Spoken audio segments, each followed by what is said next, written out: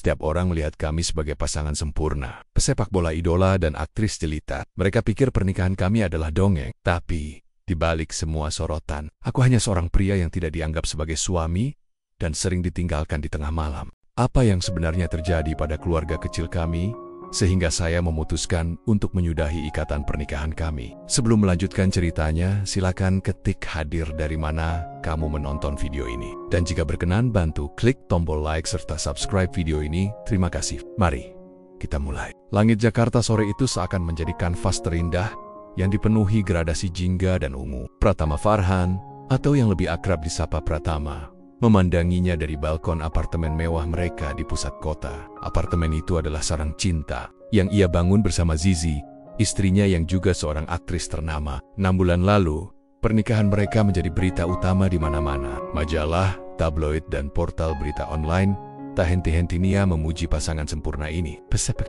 bola tampan dan berprestasi menikahi aktris jelita dengan senyum paling menawan di layar kaca. Sebuah kisah dongeng modern yang membuat jutaan orang iri. Di sampingnya, ponsel Pratama bergetar, memunculkan notifikasi dari Zizi. Sayang, aku masih di lokasi syuting. Sepertinya pulang telat, kamu makan duluan ya. Begitu bunyinya. Pratama tersenyum getir. Bukan karena ia tidak mengerti tuntutan pekerjaan Zizi, tapi kalimat itu sudah menjadi melodi yang monoton dalam beberapa bulan terakhir. Setiap malam, selalu pulang telat, dan seringnya tidak pulang sama sekali karena alasan syuting maraton. Awalnya, Pratama berusaha memahaminya. Ayat profesional, hidupnya teratur, disiplin, dan terfokus. Pukul 9 malam, ia sudah harus bersiap istirahat. Sementara Zizi, dunia kerjanya justru baru dimulai setelah matahari terbenam. Pesta-pesta, acara penghargaan, dan pertemuan dengan klien seringkali berlanjut hingga dini hari. Selisih jam biologis itu menciptakan jurang yang semakin dalam. Sayang, Pratama mengetik pesan balasan. Jangan terlalu capek, nanti sakit. Ia mengirimnya dengan harapan kecil Zizi akan membalas dengan hangat. Namun, yang ia dapat hanya centang 2 biru yang dingin. Tidak ada balasan. Hatinya terasa dicubit. Ia tahu Zizi sedang sibuk. Tapi apakah sesibuk itu sampai tidak bisa mengirim satu emotikon cinta? Atau sekadar iya, terima kasih. Dulu, saat masih berpacaran, Zizi akan selalu menyempatkan diri. Ia bahkan sering datang ke stadion, berteriak paling kencang di antara para supporter, dan memberikan pelukan hangat setelah Pratama mencetak gol. Matanya selalu memancarkan kekaguman tulus, bukan kilatan lampu kamera yang ia lihat sekarang. Di awal pernikahan, Pratama masih bisa merasakan pancaran itu. Zizi sering memasakkan sarapan untuknya, menunggunya pulang latihan, dan mengisi hari-hari liburnya dengan tawa. Namun, semua itu perlahan memudar. Semenjak Zizi mendapatkan peran utama di sebuah sinetron yang sangat populer, dunianya berubah 180 derajat. Ia menjadi primadona, dielu-elukan di mana-mana. Hidupnya kini seperti sebuah film yang tak pernah berhenti tayang. Setiap gerak-geriknya diawasi, setiap kalimatnya dianalisis. Popularitas itu datang bersamaan dengan perubahan sikap yang Pratama tidak pernah duga. Pernah suatu malam, Pratama pulang ke apartemen dalam keadaan lelah dan butuh perhatian. Timnya baru saja kalah, dan ia merasa sangat terpukul. Ayah bisa berbagi cerita dengan Zizi, mencari ketenangan di pelukan istrinya. Tapi, Zizi tidak ada. Di meja makan, ia menemukan sepiring makanan yang sudah dingin dan sebuah catatan kecil. Maaf, aku ke Bali untuk pemotretan. Dadakan, sampai lusa. Ya, tanpa pemberitahuan sebelumnya, tanpa telepon, hanya sebuah catatan. Malam itu, Pratama tidak menyentuh makanannya. Ia hanya duduk diam di sofa, menatap piring yang sama dinginnya dengan hatinya. Sejak itu, ia mulai mempertanyakan, apakah ia masih memiliki Zizi, atau ia hanya memiliki bayangan Zizi yang dulu. Malam-malam di mana ia mendengar suara tawa Zizi dari panggilan video di ponselnya, tawa yang tak pernah lagi ia dengar secara langsung, mulai mengikis keyakinannya. Zizi tertawa lepas dengan teman-temannya di klub malam. Ia melihat Zizi dengan gonggon minim, dikelilingi keramaian, diiringi musik keras yang memekakan telinga. Itu bukanlah Zizi yang ia nikahi. Zizi yang ia nikahi adalah sosok yang sederhana, yang suka menghabiskan malam dengan menonton film dan memeluknya. Pratama menghela napas panjang. Ia mengambil ponselnya, membuka galeri foto, jari-jarinya mengusap foto pernikahan mereka. Senyum Zizi begitu tulus. Matanya berbinar penuh cinta. Ia merindukan senyum itu, bukan senyum palsu yang ia lihat di layar kaca atau di media sosial. Ia merindukan Zizi yang dulu, yang menjadikannya pusat semestanya. Tapi, sepertinya kini semesta Zizi adalah sorotan, popularitas, dan gemerlap dunia yang tak pernah tidur. Benih keraguan itu sudah tumbuh, dan ia tahu keraguan ini bisa menjadi badai yang menghancurkan bulan berganti. Dan hidup Pratama seakan berjalan di jalur yang berbeda dari Zizi. Pratama semakin bersinar di lapangan hijau. Gol-golnya menjadi penentu kemenangan, umpan-umpan manisnya memanjakan rekan setim, dan wajahnya menghiasi setiap poster kampanye tim. Jadwalnya padat, antara latihan pagi, latihan sore, pertandingan, dan sesekali acara sponsor. Namun, di tengah kesibukan itu, ia selalu menyempatkan diri untuk pulang. Pulang ke apartemen yang kini terasa lebih seperti hotel. Sebuah tempat untuk tidur, bukan untuk hidup. Lain halnya dengan Zizi, ketenarannya meledak bak kembang api. Aktingnya yang memesona membuatnya menjadi idola baru. Tawaran syuting, iklan, dan menjadi brand ambassador datang silih berganti. Hidupnya menjadi serangkaian. Akarag, ia terbang dari satu kota ke kota lain, dari satu studio ke studio lain, tak pernah berhenti bergerak. Aku harus menghadiri acara peluncuran produk kosmetik ini, sayang. Penting untuk imageku, kata Zizi suatu pagi lewat telepon saat Pratama baru saja selesai latihan. Suaranya terdengar jauh, terdistorsi oleh bising keramaian di seberang sana. Bukannya acara itu bisa kamu delegasikan ke manajer, Zizi? Kamu butuh istirahat, ujar Pratama lembut, mencoba menahan rasa kecewa. Kamu nggak mengerti. Ini bukan cuma soal menghadiri acara, Pratama. Ini soal relasi. Soal mempertahankan popularitas. Kamu pikir gampang jadi Zizi yang sekarang? Suara Zizi meninggi, penuh nada kesal. Pratama terdiam. Ia tidak berani menjawab. Ia tidak ingin bertengkar. Tapi kata-kata itu menyakitinya. Sejak kapan pernikahan mereka menjadi medan perang? Sejak kapan hubungannya dengan Zizi menjadi kompetisi popularitas? Dulu, mereka saling mendukung, saling menguatkan. Sekarang, ia merasa seperti beban bagi Zizi. Penghalang bagi kesuksesan yang diimpikannya. Malam itu, Pratama menanti di apartemen sendirian. Telepon dari Zizi tidak kunjung datang. Ia mencoba menelepon, tapi tidak diangkat. Pesan yang ia kirimkan hanya berakhir dengan centang biru. Ia tahu Zizi ada di sana, di Yujing sana, melihat pesannya, tapi memilih untuk mengabaikannya. Hati berdenyut nyeri. Ia merasa dicuekin, diabaikan, seolah-olah perasaannya tidak lagi penting setiap pagi. Ia bangun tanpa sarapan buatan Zizi. Setiap malam, ia makan malam sendirian di meja besar yang terasa hampa. Ia mencoba mengisi kekosongan itu dengan menonton televisi atau membaca buku. Tapi bayangan Zizi di sampingnya tak pernah bisa ia hapus. Ia merindukan momen sederhana mereka, saat mereka saling bercerita tentang hari masing-masing, saat Zizi memijat kakinya yang pegal setelah latihan, atau saat mereka hanya duduk berdua dalam keheningan yang nyaman. Suatu kali, Pratama pulang lebih awal dari jadwal latihan. Ia berencana memberi kejutan kepada Zizi yang ia tahu sedang berada di apartemen. Dengan senyum lebar, ia membuka pintu, mengharapkan pelukan hangat dan senyum cerah. Namun, yang ia dapati adalah ruangan yang sunyi. Ia menemukan Zizi sedang sibuk dengan ponselnya. Tertawa kecil. "Kamu sudah pulang? Tumben cepat," kata Zizi. Datar, tanpa menoleh. Tatapannya terpaku pada layar. Tangannya sibuk membalas pesan. Pratama memaksakan senyumnya. "Aku pikir mau buat kejutan.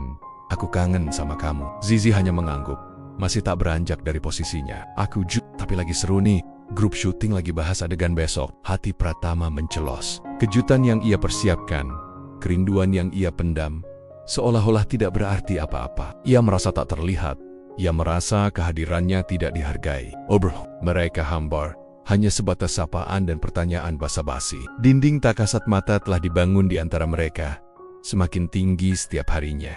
Pratama tak tahu harus berbuat apa. Ia mencoba, ia berjuang, tapi Zizi sepertinya sudah berada di dunia lain, dunia yang tidak ada tempat untuknya.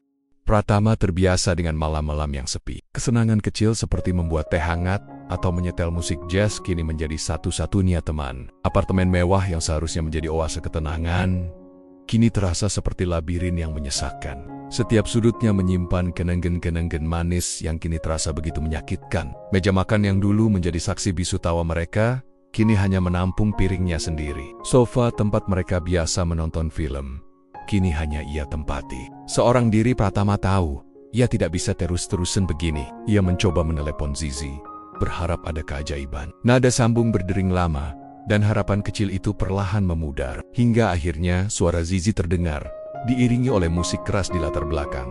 "Halo sayang, kenapa?" Tanya. Suaranya terdengar sedikit mabuk. "Kamu di mana, Zizi? Ini sudah jam 2 pagi. Suara Pratama bergetar. Ia berusaha keras untuk tidak terdengar seperti suami yang posesif. Tetapi rasa cemasnya tak bisa ia sembunyikan.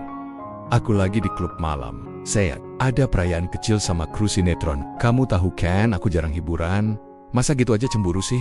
Jawab Zizi dengan tawa yang Pratama benci. Tawa itu terdengar asing, terlalu lepas, dan tanpa beban. Pratama memejamkan mata. Ia tidak cemburu. Ia khawatir. Ia rindu. Ia hanya ingin tahu Zizi baik-baik saja dan bersamanya. "Aku nggak cemburu. Aku cuma khawatir." "Pulanglah Zizi, aku kangen," bisiknya. Suaranya hampir tak terdengar. "Nanti ya sayang. Seru banget di sini." "Udah, teleponnya nanti lagi. Aku mau ke dansa dulu." Zizi memutuskan panggilan tanpa menunggu jawaban. Pratama menatap layar ponsel yang kini gelap. Ia merasa lebih hancur daripada saat timnya kalah telak. Rasanya seperti ia sudah tak penting lagi bagi Zizi. Malam itu, ia tidak bisa tidur. Pike Ronit melayang membayangkan Zizi yang menari dengan orang lain, tertawa lepas tanpa memedulikannya. Keesokan harinya, Zizi pulang saat matahari sudah terbit. Wajahnya pucat, matanya sembab. Ia langsung masuk ke kamar tidur, tanpa menyapa Pratama yang duduk menunggunya di ruang tengah. Pratama mendekatinya dengan hati-hati. "Zizi, kamu nggak apa-apa?" Zizi hanya bergumam, "Aku mau tidur, Pratama. Capek." Pratama merasa hatinya teriris. Ia ingin memeluk Zizi, ingin menanyakan apa yang terjadi. Tapi ia tahu, Zizi akan menolaknya. Dinding yang mereka bangun semakin tebal. Hubungan mereka kini tak lebih dari dua orang asing yang tinggal di bawah satu atap. Pratama melihat Zizi tidur nyenyak di sampingnya. Tetapi ia merasa sangat sendirian. Seolah-olah ia sedang tidur di samping orang asing.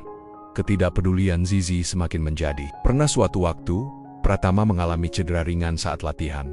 Lututnya terkilir. Ia menelepon Zizi untuk memberitahu. "Kamu nggak apa-apa? Wayas, istirahat saja di rumah. Aku ada syuting sampai besok pagi," jawab Zizi tanpa nada khawatir. Tidak ada tawaran untuk menemaninya. Tidak ada pertanyaan apakah ia perlu sesuatu. Pratama hanya bisa menutup telepon dengan dada sesak. Ia merawat dirinya sendiri, mengoleskan balsem ke lututnya yang bengkak, dan meminum obat pereda nyeri. Merenung. Apakah begini rasanya hidup tanpa pendamping? Ia punya istri, tapi ia merasa seperti lajang. Malam-malam yang dingin itu berlanjut, menjadi rutinitas menyakitkan. Pratama terus-menerus merasa sendirian. Ia mencoba mengingat alasan mereka menikah, janji-janji yang mereka ucapkan di hadapan Tuhan. Janji untuk saling menjaga, saling mencintai, dalam suka maupun duka. Tapi duka itu kini ia rasakan sendirian. Ia merasa seperti kapal yang terimbang-ngembing di lautan, kehilangan jangkar yang seharusnya menjadi sandarannya. Kerinduannya pada Zizi yang dulu begitu kuat, kini perlahan terkikis, digantikan oleh rasa lelah dan kecewa yang mendalam. Ia mulai bertanya-tanya, sampai kapan ia harus bertahan dalam kebohongan ini? Pratama memutuskan untuk mengambil langkah drastis. Ia tidak bisa terus-terusan hidup dalam kesepian dan ketidakpastian ini. Suatu sore, saat Zizi akhirnya pulang lebih awal dari biasanya, Pratama mengajaknya berbicara serius. Ia menyiapkan makan malam favorit Zizi, menyalakan lilin, dan mencoba menciptakan kembali suasana romantis yang dulu pernah mereka miliki. "Zizi, aku butuh bicara. Ada yang mengganggu pikiranku," kata Pratama. Suaranya lembut namun penuh ketegasan. Zizi menghela napas, meletakkan ponselnya di samping piring. "Kenapa sih? Kamu mau ngomongin soal aku lagi?" "Soal aku yang sibuk, soal aku yang gak ada di rumah," tanyanya dengan nada lelah. Matanya tampak kosong, seolah percakapan ini sudah ia prediksi, dan ia sudah bosan mendengarnya. "Bukan cuma itu, aku merasa kita sudah nggak seperti dulu, Zizi. Kamu sering mengabaikanku. Aku cuma ingin kita bisa saling bicara lagi, seperti dulu," jawab Pratama. Suaranya tercekat. Ia mencoba untuk tidak menangis. Ia ingin Zizi melihat betapa ia terluka. Zizi tertawa kecil, tawa yang tidak sampai ke matanya. "Pratama, kita sudah menikah. Semua orang tahu itu. Apalagi yang kamu khawatirkan? Kita tidak perlu lagi seperti anak muda yang harus selalu bersama. Kita punya hidup masing-masing. Aku sibuk, kamu sibuk, aku tahu kita sibuk. Tapi hubungan ini butuh perhatian, Zizi. Aku ini suamimu, aku berhak mendapat perhatian darimu. Aku nggak minta kamu berhenti jadi aktris. Aku cuma minta kamu ada untukku. Nggak terus-terusan pergi ke klub malam. Nggak terus-terusan mencuekanku." Pratama mulai meninggikan suaranya. Mata Zizi membulat, penuh amarah. Tuh kan, kamu lagi. Aku sudah bilang, itu bagian dari pekerjaanku. Itu cara aku menjaga popularitas. Kamu pikir gampang jadi aktris yang disorot? Kamu pikir aku bisa santai-santai di rumah kayak kamu? Kamu egois, Pratama. Kamu cuma memikirkan perasaanmu sendiri. Zizi membalas dengan teriakan yang menggema. Di seluruh apartemen, Pratama terkejut. Ia tidak pernah melihat Zizi semarah ini. Aku egois, aku hanya ingin istriku ada bersamaku.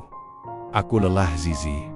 Aku lelah merasa sendirian. Kamu bahkan tidak peduli saat aku cedera. Apa kamu masih peduli? Tenggok. Tentu saja aku peduli. Kenapa kamu meragukan itu? Aku sudah bilang, aku ada syuting. Aku nggak bisa meninggalkan pekerjaan cuma karena kamu lecet sedikit. Kamu ini atlet, Pratama. Cedera itu sudah biasa. Zizi bangkit dari kursinya. Tangannya mengepal. Kamu terlalu drama, Pratama.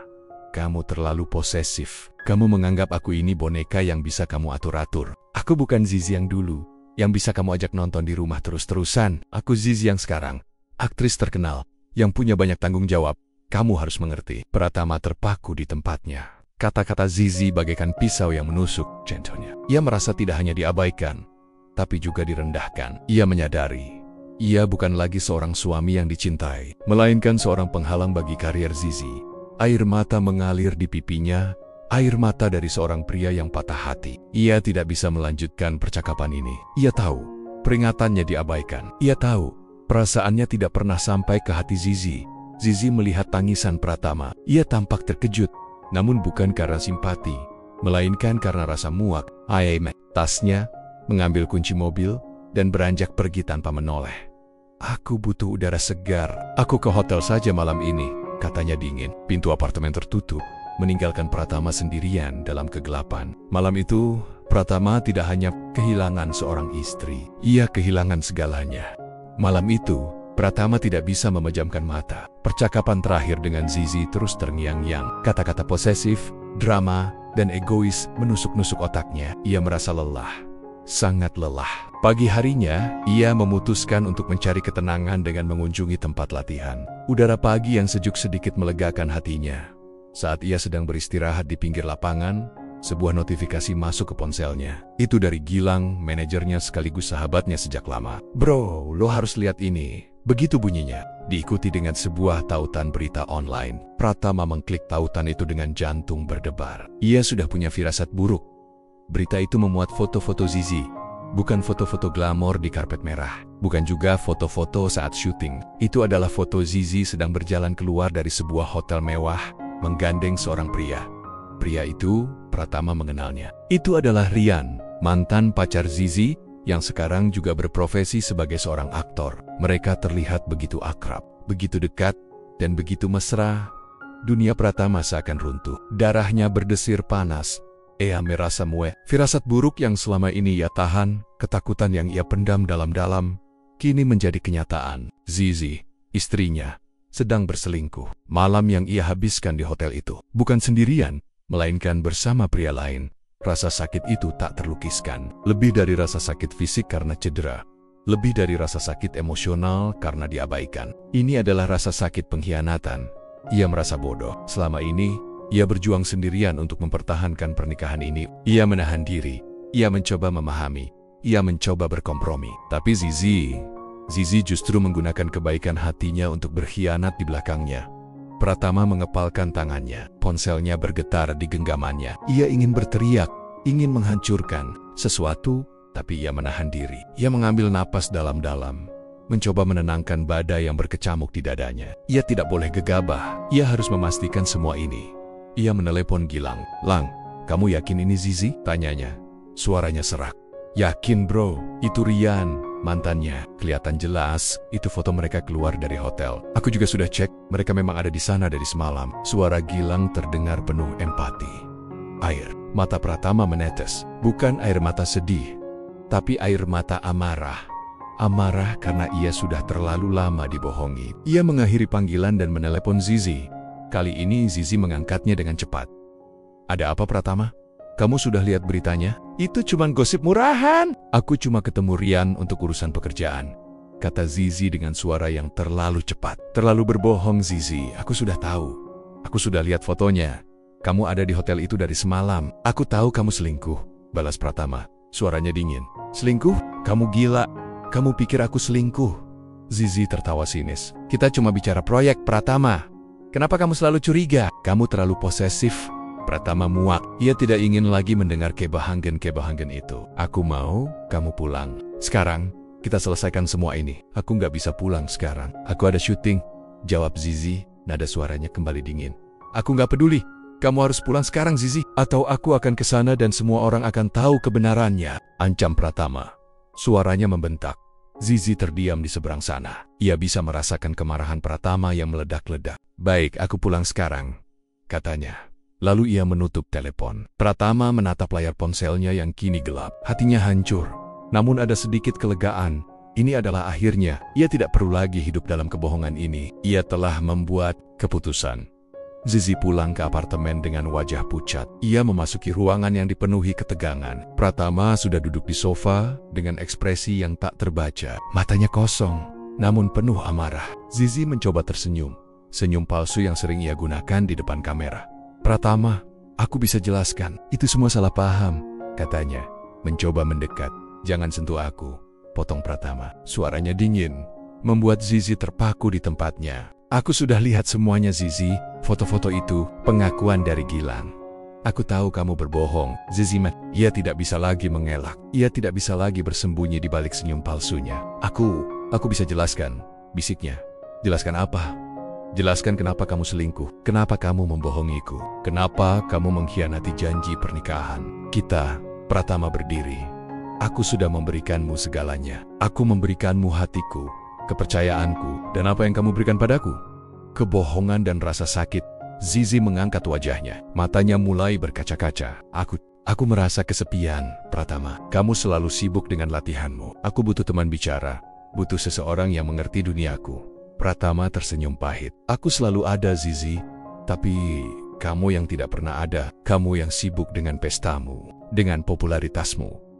Aku selalu menunggumu. Aku selalu mengkhawatirkanmu. Tapi kamu bahkan tidak peduli. Air mata Zizi jatuh. Aku tahu aku salah. Aku menyesal, Pratama. Beri aku satu kesempatan lagi. Kita bisa perbaiki ini, bisiknya. Suaranya penuh permohonan. Pratama menatapnya. Hatinya bergejolak. Rasa cinta itu masih ada. Tetapi rasa sakit dan pengkhianatan itu jauh lebih besar. Sudah terlambat, Zizi, katanya. Aku sudah membuat keputusan. Zizi membelalakan matanya. Keputusan apa? Aku ingin kita bercerai. Kata-kata itu keluar dari mulut Pratama. Begitu berat, begitu menyakitkan. Kata-kata itu adalah akhir dari segalanya. Zizi menggelengkan kepalanya. Tidak, Pratama. Aku tidak mau. Ini bukan tentang kamu mau atau tidak. Ini tentang apa yang benar. Aku tidak bisa hidup dengan orang yang mengkhianatiku. Aku tidak bisa hidup dengan orang yang tidak menghargaiku. Pratama mengambil napas dalam-dalam. Aku akan mengurus semuanya. Kamu tidak perlu khawatir. Pratama berjalan menuju kamar, mengambil koper, dan mulai memasukkan barang-barangnya. Zizi hanya bisa berdiri di sana, menatapnya dengan pandangan kosong. Ia tidak pernah membayangkan ini akan terjadi. Ia pikir Pratama akan selalu memaafkannya, akan selalu ada untuknya. Ia salah. Ia salah besar. Malam itu, Pratama keluar dari apartemen itu untuk terakhir kalinya sebagai seorang suami. Ia meninggalkan apartemen yang dipenuhi kenangan yang kini terasa hampa. Ia masuk ke dalam mobilnya dan menyetir, tanpa tahu kemana ia harus pergi. Ia hanya ingin menjauh dari Zizi, menjauh dari semua kebohongan itu. Air mata membasahi pipinya. Keputusan ini pahit, namun ia tahu. Ini adalah keputusan yang paling benar. Ini adalah satu-satunya cara untuk menyelamatkan dirinya sendiri dari kehancuran yang lebih dalam. Kabar perceraian Pratama dan Zizi menyebar seperti api di ladang kering. Media sosial, portal berita, dan acara gosip langsung heboh. Awalnya Zizi mencoba menguasai narasi. Melalui manajernya, ia mengeluarkan pernyataan yang menyiratkan perceraian. Itu terjadi karena kesibukan mereka berdua. Tanpa menyebutkan alasan lain, ia bahkan sempat mengunggah foto-foto dirinya di Instagram dengan ekspresi sedih, seolah-olah ia adalah korban yang paling menderita. Namun, Pratama tidak tinggal diam. Ia merasa muak dengan kebohongan Zizi. Ia tidak ingin lagi ada yang merasa iba kepada Zizi. Ia ingin publik tahu kebenarannya. Ia ingin semua orang tahu mengapa ia memilih untuk mengakhiri pernikahan yang dianggap sempurna itu. Pratama meminta Gilang untuk membantunya. Aku nggak mau orang-orang mengira aku yang bersalah. Aku nggak mau orang-orang mengira aku terlalu posesif. Aku cuma ingin mereka tahu aku bukan yang memulai ini, kata Pratama.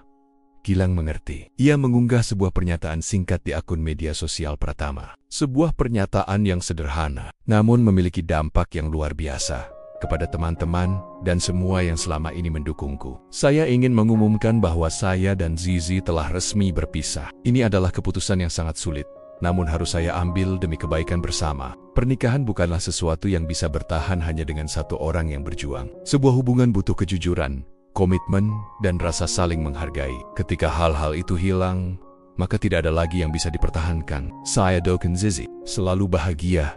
Kalimat itu bagaikan bom yang meledak. Unggahan itu langsung menjadi viral. Jutaan orang mulai berspekulasi. Apa yang sebenarnya terjadi? Kenapa Pratama menulis pernikahan butuh kejujuran? Apa maksudnya satu orang yang berjuang? Tak lama setelah itu, sebuah akun gosip yang sangat terkenal mengunggah foto-foto Zizi dan Rian di hotel. Foto-foto yang sama yang Gilang kirimkan kepada Pratama. Unggahan itu disertai dengan keterangan terkuak. Diduga ini alasan Pratama Farhan cerai dari Zizi. Netizen shock, ternyata selama ini Pratama diselingkuhi. Badai pun datang. Publik yang tadinya merasa iba dengan Zizi berbalik arah 180 derajat. Ribuan komentar membanjiri akun media sosial Zizi.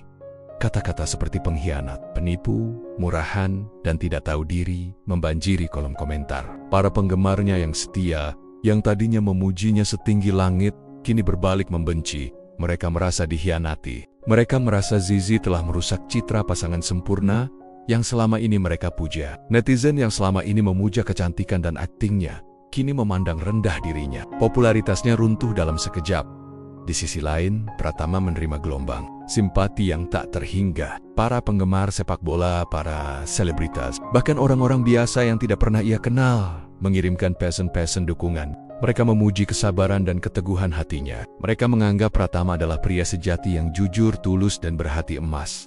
Pratama membiarkan badai itu berlalu. Ia tidak membalas komentar, ia tidak memberikan wawancara, ia hanya fokus pada karir. Namun, ia tahu, ia sudah memenangkan hati publik. Ia telah mendapatkan kembali martabatnya, yang sempat hancur oleh kebohongan dan pengkhianatan Zizi.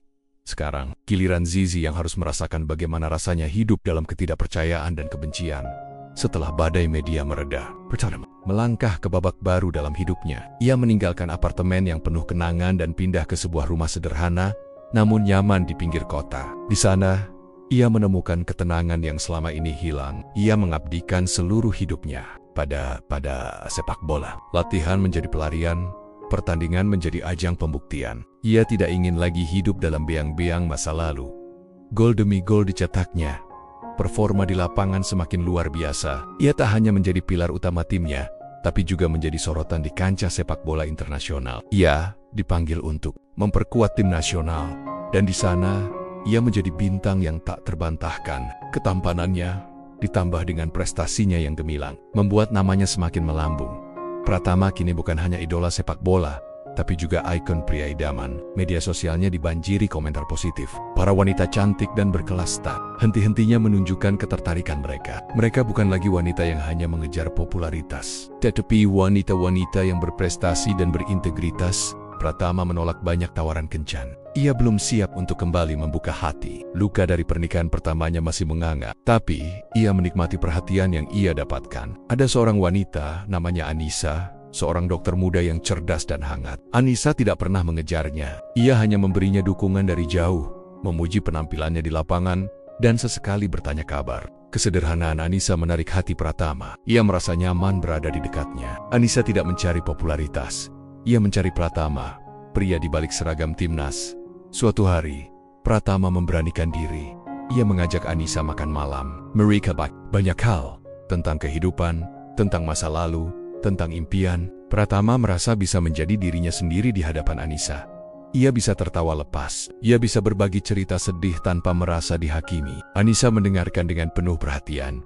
Tatapan matanya tulus. Ia tidak melihat Pratama sebagai selebritas. Ia melihat Pratama sebagai seorang pria yang patah hati. Dan ia ingin menjadi orang yang menyembuhkan lukanya. Pratama menyadari, ia tidak lagi sendirian. Ia tidak perlu lagi menuntut perhatian. Perhatian itu datang dengan sendirinya dari orang-orang yang tulus. Popularitas dan kekayaan yang ia miliki tidak lagi ia gunakan untuk membuat orang terkesan, melainkan untuk membantu orang lain. Ia membangun sebuah akademi sepak bola kecil untuk anak-anak kurang mampu. Ia sering mengunjungi panti asuhan, berbagi cerita dan tawa dengan mereka. Pratama menjadi lebih bahagia dari sebelumnya. Wajahnya yang dulu sering murung, kini selalu dihiasi senyuman. Ia menemukan arti hidup yang lebih dalam. Ia menemukan kebahagiaan sejati. Di sisi lain, Zizi, yang kini hidup dalam bayang-bayang kehancuran, hanya bisa melihat kebahagiaan Pratama dari jauh. Sebuah penyesalan yang terlambat. Setelah kabar perceraiannya beredar, hidup Zizi berubah drastis. Dulu, ia adalah primadona. Kini, ia adalah sosok yang dihindari. Sinetron yang ia bintangi langsung diberhentikan di tengah jalan.